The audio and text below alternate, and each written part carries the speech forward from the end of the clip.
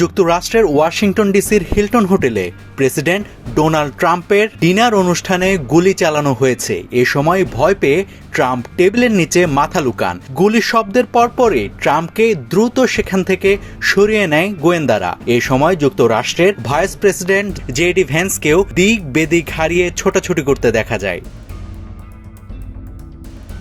বিভিন্ন ফুটেজে দেখা যায় ট্রাম্প খাবার টেবিলে বসে আছে। এই সময় হোটেলের বাঙ্কেট হলে বিকট শব্দ শোনা যায়। সাথে সাথেই ট্রাম্পকে ঘিরে ফেলেন তার নিরাপত্তা রক্ষীরা। এদিকে বিবিসির প্রকাশিত একটি ভিডিওতে দেখা যায় গুলির শব্দের পর উপস্থিত অতিথিরা টেবিলের আড়ালে বা নিচে আশ্রয় নিচ্ছেন এবং নিরাপত্তা কর্মীরা পরিস্থিতিকে নিয়ন্ত্রণে আনার সর্বাত্মক চেষ্টা চালিয়ে যাচ্ছেন। এদিকে ট্রাম্পের সাথে তার স্ত্রী ফার্স্ট লেডি মেলানিয়া ট্রাম্পকেও নিরাপদে সরিয়ে নিয়েছে নিরাপত্তা কর্মীরা।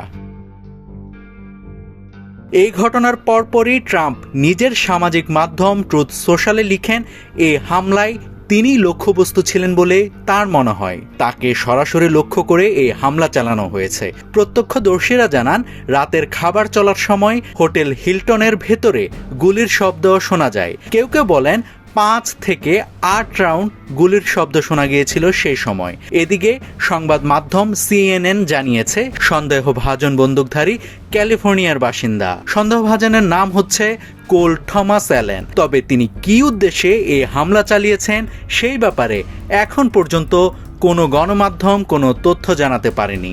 নাভিদ হাসান, সোনালী নিউজ।